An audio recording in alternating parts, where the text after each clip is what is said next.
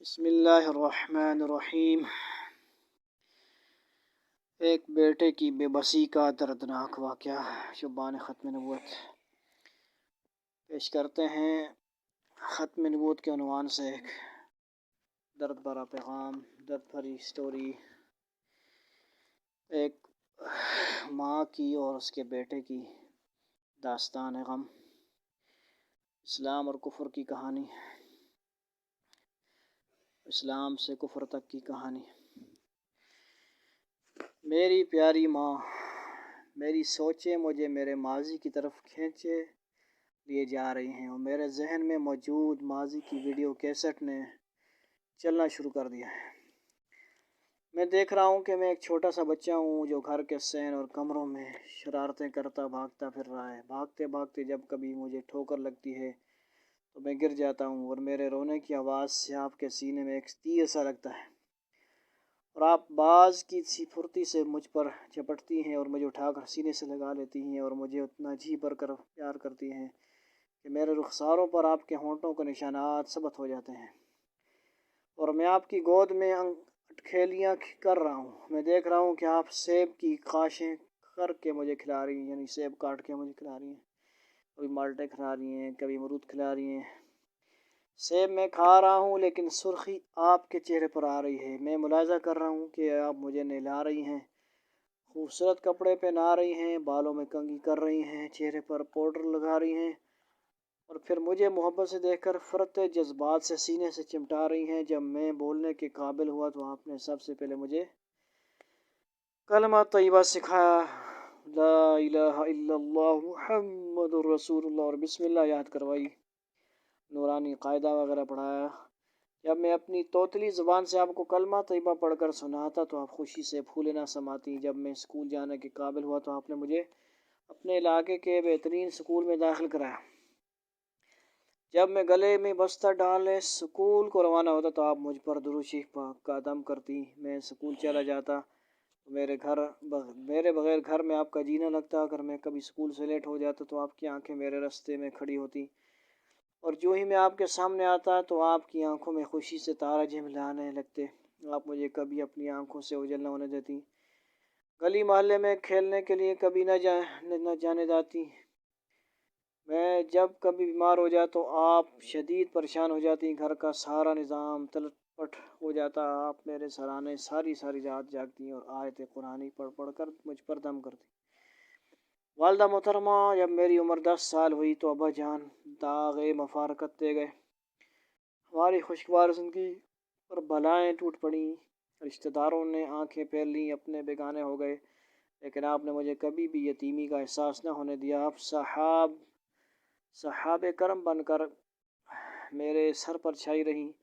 آپ نے مجھے ماں کی ممتا کے ساتھ ساتھ باپ کی شفقت بھی عنایت کی۔ مجھے خوب یاد ہے کہ ابا جی کی وفات کے وقت ہمارا کل اثاثہ، رہائشی مکان اور والد صاحب کی چھوڑی سی رقم تھی۔ جب رشتہ داروں نے آپ سے کہا کہ آپ مجھے اسکول سے اٹھا لیں اور کسی کام پر ڈال دیں کیونکہ آپ کے پاس مجھے تعلیم دلانے کے لیے رقم نہ تھی، لیکن آپ کا جرنیلی حوصلہ رشتہ داروں کے سامنے سنگلاخ چٹان بن گیا اور آپ نے رشتہ داروں کو دو ٹوک جواب میں کہا تھا، میں لوگوں کے گھروں میں محنت مشقت کر لوں گی لیکن اپنے بچے کو زیور تعلیم سے ضرور آراستہ کروں گی۔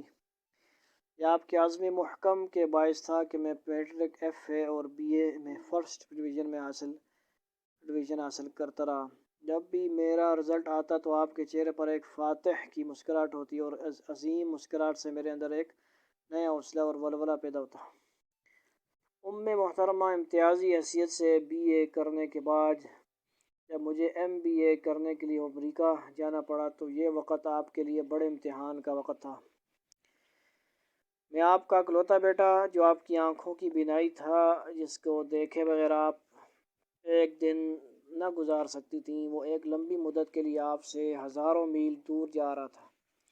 آپ کے آہنی عزم کو سلام کہ آپ نے اپنی محبت پر میری تعلیم کو فوقیت دی۔ آپ نے اپنے زیورات اور گھر کی قیمتی اشیاء بیچ کر میرے داخلہ اور سفر وغیرہ کے اخراجات کا بندوبست کیا۔ مادر شفیق، بیرون ملک میری تعلیم کا بندوبست ہونے کے بعد یہ مسئلہ درپیش تھا کہ میرے چلے جانے کے بعد آپ پاکستان میں کس کے پاس رہیں گی؟ کسی رشتہ دار کے پاس رہنا آپ کی غیور طبیعت کو گوارا نہ تھا اور میرے ساتھ امریکہ چلے جانا ہمارے بس میں نہ تھا۔ ہم دونوں اسی مسئلہ کے حل میں سرگرداں تھے کہ آپ نے ہی تجویز پیش کی تھی کہ میرا دوست مسعود احمد، جو پہلی جماعت سے BA تک میرا کلاس فیلو اور جگری یار تھا، اس کا اور اس کے گھر والوں کا بڑی دیر سے ہمارے گھر آنا جانا تھا۔ وہ ہمارے ساتھ والی گلی میں کرائے کے مکان میں رہتے تھے۔ آپ نے کہا تھا کہ ہمارے پاس 3 کمرے ہیں اور ایک بڑا صحن ہے۔ میں اکیلی اتنے بڑے گھر کو کیا کروں گی؟ تم سامنے والے 2 کمرے اور مشترکہ صحن اپنے دوست کو کرائے پر دے دو۔ کونے والے ایک کمرے میں رہائش رکھ لوں گی۔ مسعود احمد کی ماں میری بہن بنی ہوئی ہے اور اس کے بچے مجھے تیری طرح ہیں۔ ان کے یہاں رہنے سے گھر میں رونق بھی رہے گی اور تمہاری جدائی کا غم بھی ہلکا رہے گا۔ ان سے جو کرایہ مکان ملے گا اس سے میری گزر بسر ہوتی رہے گی اور تم میری اخراجات سے بے فکر ہو کر تعلیم حاصل کر سکو گے۔ میں نے آپ کی تجویز کو فوراً مان لیا تھا اور اسی وقت بھاگم بھاگ مسعود کے گھر گیا تھا اور اس کے سامنے یہ تجویز رکھی تھی۔ اس نے مجھے فوراً اندر بلا لیا اور میری موجودگی میں اپنی والدہ اور والد کے سامنے آپ کی تجویز رکھی تھی۔ وہ سب آپ کی بات سے متفق تھے اور بہت زیادہ خوش تھے۔ مسعود احمد اور اس کے گھر والے میری امریکہ روانگی سے قبل ہمارے ہاں منتقل ہو گئے تھے اور آپ کی طبیعت ان میں گھل مل گئی تھی اور میں اس صورتحال سے بہت خوش تھا۔ پھر وہ وقت آ گیا جب آپ مجھے امریکہ جانے کے لیے ایئرپورٹ پر چھوڑنے آئی تھیں اور انتہائی حوصلہ اور ضبط کے باوجود آپ کی آنکھوں سے آنسوں کی شبنم گر رہی تھی اور آپ نے مجھے اپنی دعاؤں کی چھاؤں میں امریکہ روانہ کیا تھا۔ امی جان، اللہ، میں امریکہ پہنچ کر اپنی پڑھائی میں مصروف ہو گیا، لیکن ایک لحظہ بھی آپ کو نہ بھلا سکا۔ ہر وقت آپ کا رخشندہ چہرہ میری آنکھوں کے سامنے گھومتا رہتا تھا۔ میں ہر 15 دن بعد آپ کو خط لکھتا رہتا اور جواباً آپ کے خط بھی آتے رہتے اور ہم ایک دوسرے کے حالات سے باخبر ہوتے رہتے۔ آپ کی طرف سے مجھے ہمیشہ آپ کی خوشی اور خیریت کی اطلاع ملتی۔ تقریباً 2.5 سال آپ کی اور میری خط و کتابت جاری رہی۔ امریکہ سے MBA کرنے کے بعد جب میں نے آپ کو اپنی کامیابی کی نوید سناتے ہوئے خط لکھا، آپ کا ڈھیروں مبارکبادوں اور دعاؤں سے بھرا جوابی خط ملا، جسے پڑھ کر میں خوشی سے آبدیدہ ہو گیا۔ پھر میں نے آپ کو اپنی پاکستان واپسی کا خط لکھا اور بتایا کہ میں فلاں تاریخ کو پاکستان پہنچ رہا ہوں۔ تو آپ نے مجھے جواباً انتہائی مسرت انگیز خط لکھا تھا کہ بیٹا، میں تمہارے استقبال کے لیے ایئرپورٹ پر موجود ہوں گی، لیکن کل جب میں پاکستان آیا تو میری آنکھیں آپ کی تلاش میں تھیں، لیکن مجھے وہاں کہیں بھی آپ کا وجود نظر نہ آیا۔ میں نے دیکھا کہ میرا دوست مسعود احمد ایئرپورٹ پر ایک کونے میں کھڑا ہے اور وہ مجھے لینے آیا ہوا ہے۔ میں مسعود سے بڑے طباق سے ملا اور اس سے فوراً آپ کی بابت پوچھا کہ آپ تشریف کیوں نہیں لائیں، لیکن وہ ادھر ادھر کی باتیں چھیڑ کر مجھے اپنی باتوں میں لگاتا رہا۔ پھر جب میں نے زور دے کر آپ کے متعلق پوچھا تو اس نے مجھے بتایا کہ وہ اس سوال کا جواب گھر جا کر دے گا۔ اس کا یہ جواب سن کر میرا پورا وجود تھرا اٹھا اور میں پھٹی پھٹی آنکھوں سے اسے دیکھتا رہ گیا۔ میں سمجھ گیا کہ خیریت نہیں۔ گھر پہنچا تو اس کے سارے گھر والے مجھے ملنے کے لیے گھر کے دروازے کے باہر کھڑے تھے، لیکن امی جان، وہاں آپ کا چہرہ نہیں تھا۔ گھر میں بیٹھنے کے بعد میں نے فوراً ان سے پوچھا کہ میری امی جان کہاں ہیں، تو انہوں نے مجھے یہ بتا کر میرے پاؤں تلے سے زمین نکال دی کہ آپ کو فوت ہوئے 6 ماہ گزر گئے ہیں۔ آپ کی موت کی خبر سن کر میرے جسم پر رعشہ طاری ہو گیا۔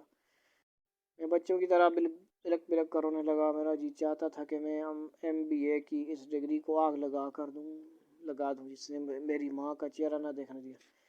مسعود احمد اور اس کے گھر والے مجھے تسلیاں دیتے رہے، لیکن میرے مجروح دل کو تسکین کہاں ملتی تھی۔ میں نے مسعود کے گھر والوں سے پوچھا کہ تم نے مجھے میری والدہ کے فوت ہونے کی اطلاع کیوں نہ دی، جس کا جواب صرف خاموشی تھا۔ میں نے روتے ہوئے مسعود احمد سے کہا کہ مجھے میری امی جان کی قبر پر لے چلو، پر وہ سارے گھر والے پھر خاموش ہو گئے۔ میں نے ان سے غصہ سے پوچھا، بتاؤ کہاں دفن ہے میری ماں؟ مسعود نے جواب دیا کہ وہ ربوہ میں دفن ہے، خبیث، جہاں پہ دوزخی ہوتے ہیں، قادیانی دفن ہوتے ہیں جہاں پہ، ربوہ چنیوٹ۔ میری ماں کا ربوہ سے کیا تعلق؟ میں نے پوچھا۔ وہ اپنی خواہش کے مطابق وہاں دفن ہوئی ہیں۔ مسعود نے جواب دیا، یہ کیسی خواہش؟ بس ان کی مرضی، ربوہ میں تو مرزائی دفن ہوتے ہیں۔ میں نے کہا، انہوں نے ابھی قادیانی مذہب قبول کر لیا تھا۔ مسعود نے جواباً کہا، ایسا کبھی نہیں ہو سکتا۔ میں نے للکار کر کہا، یہ دیکھیے پکا ثبوت۔ مسعود نے مجھے آپ کے قادیانی ہونے پر ایک آپ کا بیعت فارم دکھاتے ہوئے کہا، اور پھر اس نے وبا میں دفن ہونے کی آپ کی وصیت بھی دکھائی۔ کس مردود کی تبلیغ سے میری ماں قادیانی ہوئی؟ میں نے غصہ میں کامتے ہوئے کہا، ہماری تبلیغ سے۔ مسعود نے فاتحانہ انداز میں آنکھوں میں مسکراتے ہوئے جواب دیا، کیا تم قادیانی ہو؟ میں نے غضبناک ہو کر پوچھا۔ ہاں، ہم قادیانی ہیں، مسعود نے سینہ تان کر جواب دیا۔ تم نے میرے ساتھ زندگی کے 15 سال گزارے، لیکن تم نے آج تک مجھے یا کسی دوست کو نہیں بتایا کہ تم قادیانی ہو۔ اگر بتا دیں تو تم میں مل جل کر کیسے رہیں؟ تمہیں اپنے مذہب کی دعوت کیسے دیں اور ایسی مہموں میں کامیاب کیسے ہوں؟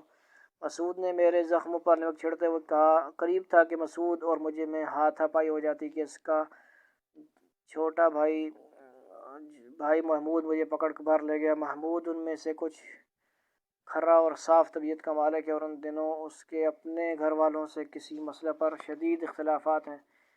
ماں جی، محمود نے مجھے بتایا، تمہارے امریکہ چلے جانے کے بعد اس کے گھر والوں نے تمہاری والدہ کی خوب خدمت کی، انہیں کبھی علیحدہ کھانا نہ پکانے دیا، عین وقت پر انہیں چارپائی پر کھانا پہنچایا جاتا۔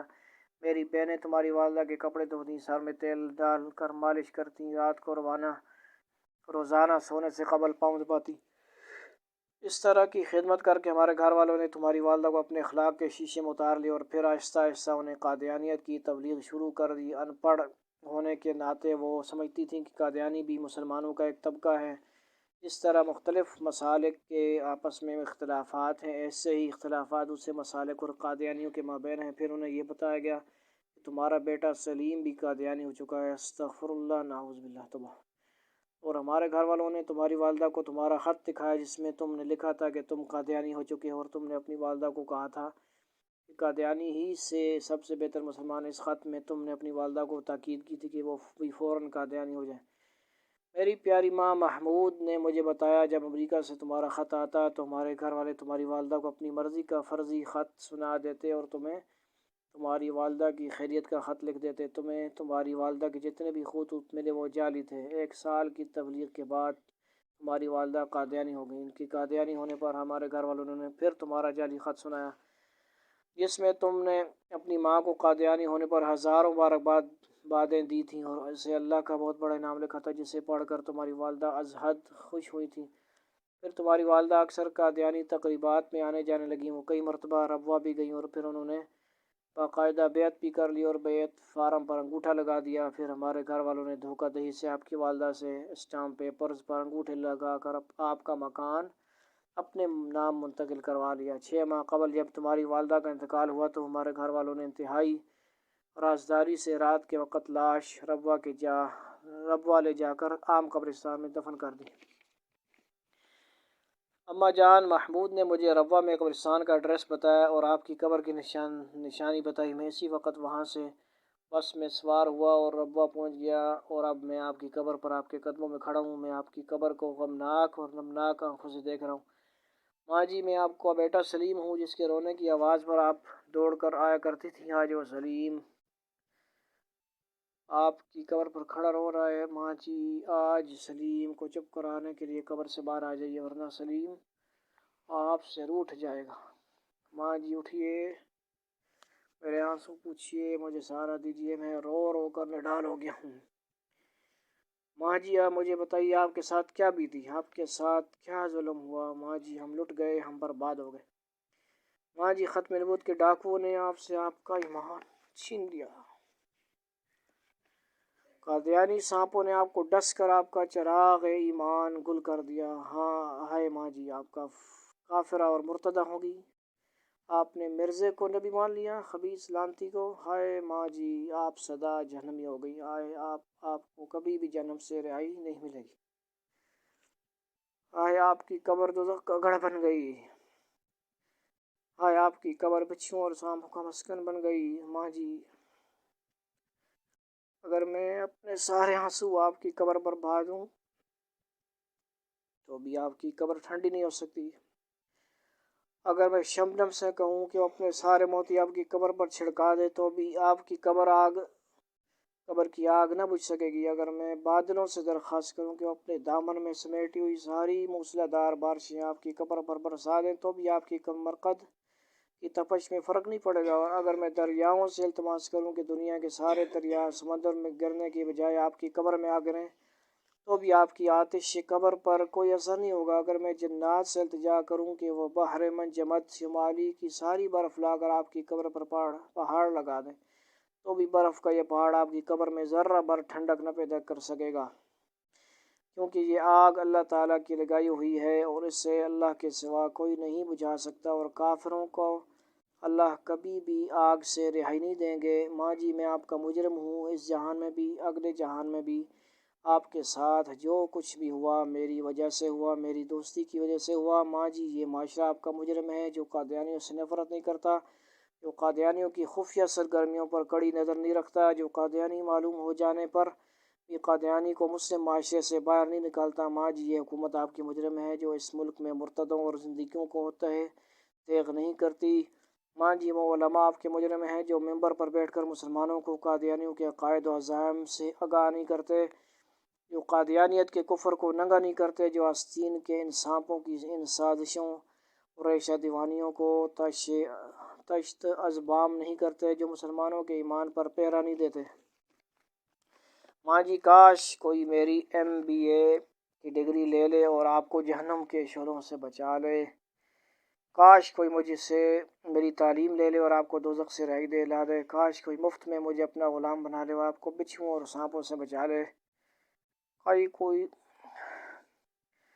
کاش کوئی مجھ سے میری بھرپور جوانی کی زندگی لے لے اور آپ کو عذاب قبر سے بچا لے، کاش، لیکن ایسا نہیں ہو سکتا۔ یہ غفلت کے اندھیروں میں ڈوبے ہوئے مسلمان، یہ صرف ایک ماں بیٹے کی ہی کہانی نہیں بلکہ ہزاروں ایسی غمناک کہانیاں اس بے وفا معاشرے میں جنم لے چکی ہیں۔ اے خواب و خیال کی دنیا میں مست رہنے والے مسلمان، ذرا اپنی آنکھیں تو کھول کر دیکھ، تو اپنے ارد گرد کئی ایسے دردناک کہانیوں کو پائے گا۔ کہیں قادیانیوں نے بیٹے کو ماں کی ممتا سے دور کر دیا اور کہیں بیٹے سے ماں کی شفقت و محبت چھین لی گئی، کہیں باپ سے اس کا اکلوتا وارث محروم کر دیا گیا، کہیں کسی بدقماش قادیانی نے خود کو مسلمان ظاہر کے معصوم اور پاک دامن بچی سے شادی کر لی اور اس کی زندگی کو برباد کر کے اسے اس بے وفا دنیا میں غیروں کے درد کا محتاج اور ذلیل و رسوا کر دیا، اور کہیں دوستوں سے ان کی دوستی چھین لی۔ غرض ایسی کئی غمناک کہانیاں ہیں جو اس معاشرے میں جنم لے رہی ہیں۔ اے دنیا کے نشے میں مست مسلمان، پوچھ اس بیٹے سے جس کی ماں کو کافرہ مرتدہ یعنی قادیانی بنا دیا گیا، پوچھ ان بوڑھے والدین سے جن کا دنیا و آخرت کی امیدوں کا اکیلا سہارا ان سے جدا کر دیا گیا، پوچھ اس معصوم بچی سے جس کی عزت کو سہاگ کے نام پر تار تار کر دیا گیا۔ سوچ اگر ایسے حالات و واقعات تیرے ساتھ پیش آتے تو تیرے ایمان کے لٹیروں کے بارے میں کیا جذبات ہوتے؟ غور کر، یہ بھی کسی کی ماں تھی، یہ بھی تو کسی کی بہنیں ہیں، یہ بھی تو کسی کی کا لخت جگر ہے، اور وہاں تیرا بھی تو ان کے ساتھ اسلامی اخوت و موت کا رشتہ ہے۔ اے مسلمان، پوچھے ضمیر سے کہ اس وقت گنبد خضرا میں دل مصطفیٰ کا کیا حال ہوگا، جنہوں نے اپنے ہر امتی کے لیے راتوں کو گڑ گڑا کر دعا کی، جس ہادی برحق نے اس امت کی خاطر وادی طائف میں پتھر کھائے، جس نے میدان احد میں اس امت کی خاطر اپنے دندان مبارک شہید کروائے، اسی ہادی برحق کو صادق و امین کہنے والے ساحر و مجنون کہنے لگے اور عزیز رشتہ دار جان کے دشمن بن گئے، اپنے محبوب وطن مکہ معظمہ سے نکالے گئے، جن کی شان اقدس میں فوش بکواسات کی گئیں، جن کے گلے میں پھندر ڈال کر کھینچا گیا، حالت نماز میں جسم اطہر پر اونٹ کی غلیظ اوجڑی رکھی گئی، جن کی پاکیزہ مطہرہ اور محبوب بیٹیوں کو طلاق دی گئی۔ ہائے اس محبوب نبی کا اس وقت کیا حال ہوتا ہوگا جب ان کے مبارک دامن سے ان کے کسی امتی کا عشق و محبت کا تعلق کٹوا کر مرزا قادیانی ملعون کے ساتھ جوڑا جاتا ہوگا، جن کے تاج و تخت ختم نبوت پر ڈاکہ ڈالنے کی کوشش کی گئی اور مرزا قادیانی کو آپ صلی اللہ علیہ وسلم کی جگہ آخری نبی، اس کے چیلوں کو صحابہ، اس کی مرتدہ بیوی کو ام المؤمنین، اس کی لڑکی کو سیدۃ النساء، اس کے گھر والوں کو اہل بیت، اس کی باتوں کو حدیث اور من گڑت وحی کو قرآن کہا جاتا ہوگا۔ اے مسلمان دیکھ، یہ امت بہت لٹ چکی، کتنے ہی گھر تباہ ہو چکے، بس بہت ہو چکا، اب بیدار ہو جا، بہت کھو چکا، بہت سو چکا، کھو چکا، اب ہوشیار ہو جا اور اپنے نبی صلی اللہ علیہ وسلم کی ناموس اور رسالت کے تحفظ کے لیے دشمنان رسول صلی اللہ علیہ وسلم سے برسر پیکار ہو جا، اپنے اسلاف کی تابندہ روایت کو پھر زندہ کر، جہاد کا علم لہرا کر اٹھ، شہادت کا جذبہ لے کر آگے بڑھ اور امت کی ڈوبتی کشتی کو سہارا دے۔ قادیانیوں کی ایک خطرناک چال۔ قادیانی جماعت کی طرف سے قادیانیوں کو حکم ملا ہے کہ وہ خود کو مسلمان ظاہر کر کے مسلمان لڑکیوں سے شادیاں رچائیں، اور اس کے لیے کسی بھی طرح کے دجل و فریب اور جھوٹ سے کام لینا پڑے تو ضرور لیں۔ اس سلسلے میں قادیانیوں نے کئی طریقے اختیار کر رکھے ہیں۔ بعض مرتبہ قادیانی پہلے مسلمان لڑکی سے تعلق بناتا ہے، پھر آہستہ آہستہ اسے قادیانیت کی دعوت دینے لگتا ہے اور لڑکی کو قادیانی بنا کر اس سے شادی کر لیتا ہے، یا پھر خود کو مسلمان ظاہر کرتے ہوئے کہتا ہے کہ میں مسلمان ہوں لیکن میرے گھر والے قادیانی ہیں۔ غرض اس طرح کے دھوکے دے کر مسلمان لڑکی کی عزت برباد کر دیتے ہیں۔ اور یاد رکھیے، قادیانی گستاخ رسول، کافر و زندیق ہیں۔ ان سے کسی مسلمان کا نکاح کرنا خالص زنا ہے، اور ایسے نکاح سے ہونے والی اولاد حرامی ہے، حرام کی اولاد ہوگی۔ اس لیے اپنی بچیوں کی شادی کرتے ہوئے اس بات کی خاص تسلی کر لیں کہ کہیں لڑکا یا اس کے گھر والے قادیانی تو نہیں۔ یاد رکھیے، اگر شادی سے پہلے ذرائع سے لڑکے کا قادیانی ہونا معلوم ہو جائے تو قادیانی جھوٹ بول کر کسی دینی مدرسے سے اسلام کا سرٹیفکیٹ حاصل کر لیتا ہے۔ اس حساس مسئلے میں ایسے سرٹیفکیٹ کا ہرگز اعتبار نہ کیا جائے۔ اس سلسلے میں مزید معلومات کے لیے ہم سے رابطہ کریں۔ قادیانی اپنے کفریہ مذہب کی دعوت کیسے دیتے ہیں؟ قادیانی جب بھی ہمارے سادہ لو مسلمانوں کو اپنے کفریہ مذہب کی طرف دعوت دیتا ہے تو مسلمان کو اپنے اصل عقائد نہیں بتاتا، بلکہ آہستہ آہستہ اپنے کفریہ مذہب کا زیب بھرتا ہے۔ مرزائی پہلے مسلمان کو متاثر کرنے کے لیے اپنے کفریہ عقائد پر پردہ ڈالنے کے لیے اخلاق کا لبادہ اڑتا ہے، دوستیاں لگاتے ہیں لڑکیوں کے ساتھ، لڑکوں کے ساتھ، کالجوں میں، اسکولوں میں بھی۔ ہمارے بھی ساتھ ایسے ہیں لوگ جو بتاتے ہیں، ٹھیک ہے جی۔ پھر جب دعوت دیتا ہے تو دھوکہ دیتا ہے کہ ہم تو مرزا قادیانی کو صرف مہدی مانتے ہیں، اور تمہارا تو صرف حضرت عیسیٰ علیہ السلام اور امام مہدی کے بارے میں اختلاف ہے۔ اگر مسلمان مرزائی کی اس بات کو مان جائے تو پھر مرزائی یہ بات کرتا ہے کہ نبی کریم صلی اللہ علیہ وسلم آخری نبی نہیں ہے بلکہ مرزا قادیانی آخری نبی ہے۔ اکثر لوگ مرزائیوں کے دھوکے میں آ کر یہی سمجھنے لگتے ہیں کہ مرزا قادیانی کو صرف امام مہدی مانتے ہیں، حالانکہ مرزا قادیانی کو صرف نبی ہی نہیں بلکہ محمد رسول اللہ مانتے ہیں۔ نعوذ باللہ، استغفر اللہ۔ اور پہلے نبوت کی دعوت تو صرف اس لیے نہیں دیتے کہ ایک گناہ گار مسلمان بھی حضور صلی اللہ علیہ وسلم کی عزت ناموس سے ختم نبوت کے بارے میں ایک حرف سن کر خاموش رہنا ایمان کے منافی سمجھتا ہے، اور مرزائی جانتا ہے کہ اگر حضور صلی اللہ علیہ وسلم کی ذات کے بارے میں کوئی بات کی تو مسلمان کا غصے اور طیش میں آنا یہ ایک فطری عمل اور ایمانی تقاضا ہے۔ بعض دفعہ مرزائی نہایت دجل و فریب سے کام لیتے مسلمان کو مرزا قادیانی کے بارے میں دعا و استخارہ کا کہتا ہے، حالانکہ حضور صلی اللہ علیہ وسلم کی ختم نبوت کے متعلق دعا و استخارہ کا صرف خیال دل میں لانا یہ کفر ہے، کیونکہ دعا و استخارہ کرنا عقیدہ ختم نبوت میں شک کرنے کی دلیل ہے، اور عقیدہ ختم نبوت میں ذرہ برابر بھی شک انسان کو کفر کی پستیوں میں دھکیل دیتا ہے۔ اسی وجہ سے ایسے محروم القسمت شخص کو شیطان خواب میں وغیرہ میں آ کر راہ ہدایت سے پھیر دیتا ہے۔ اللہ رب العزت ہمیں ان خبیثوں کے فتنوں سے ہماری نسلوں کی حفاظت فرمائے۔ ہمارے متعلقین جتنے بھی طلباء ہیں، اسٹوڈنٹ ہیں، فیملی ہے، سب کو اس واقعے سے، یہ بہت پہلے ہمارے ہاں لٹریچر وغیرہ تقسیم بھی ہوتے رہے ہیں الحمدللہ بہت، لیکن مجھے افسوس اس بات پر بھی ہوتا ہے کہ گھروں میں لٹریچر دیتے ہیں، وہ مسجد میں بیچ دیتے ہیں لٹریچر، یعنی پڑھنا بھی گوارا نہیں ہے، گھر میں لٹریچر نہیں پڑھتے، اور پھر اپنے بچوں کی فکر نہیں کرتے، ہم لوگ بچیوں کی فکر نہیں کرتے۔ یہ تو چلو واقعہ اس دور کا ہوگا جب خطوط کا دور ہوگا، اب سوشل میڈیا کا دور ہے۔ سوشل میڈیا کے ذریعے بھی زیادہ جو ہے خیال کرنے کی ضرورت ہے، یہ نہیں کہ بس بہت کچھ ہے تو ہم اب ہر سوشل میڈیا پہ بھی، ٹی وی پہ، کارٹونوں پہ بھی بہت سارے ان کے چالے ہیں، بہت زیادہ ان کے کام ہیں، ٹھیک ہے جی۔ یوٹیوب وغیرہ میں بھی ان کے ایڈ آ رہے ہوتے ہیں، قرآن پاک میں بھی ان لوگوں کے بہت ساری ایسی اپلیکیشنیں آئی ہوئی ہیں، تو بہت زیادہ انٹرنیٹ سے سادہ بننے کی بھی ضرورت نہیں ہے، اور بہت زیادہ ان لوگوں کے چیزوں سے بچنا بھی ہم نے۔ سادہ بھی نہ بنیں اور ان کے دجل و فریب سے بچیں، سوشل میڈیا پہ ایکٹیو رہیں اور ان کی ویب سائٹوں کو بلاک کریں، ان کے جتنے بھی چینل ہیں ان کو ویڈیوز ہیں ان کو رپورٹ کریں، اینٹی اسلام ہیں ان کے جتنے بھی چینل ہیں، اسلام کے نام پر مسلمانوں کو کافر بنا رہے ہیں اور پوری دنیا کو دھوکہ دے رہے ہیں۔ اللہ رب العزت ہمیں ان واقعات سے عبرت حاصل کرنے کی توفیق نصیب فرمائے اور پڑھائی کے لالچ میں اور جو ہے باہر ملکوں کے لالچ میں ہماری نسل کو اللہ تعالیٰ ان کی حفاظت فرمائے، صحیح دینی تربیت کریں اور ایسا جو ہے ان کے خطرناک چالوں سے بچیں، پھر جہاں مرضی جائیں وہاں پہ ختم نبوت کا کام کریں اور ان خبیثوں کی چالوں سے بچیں۔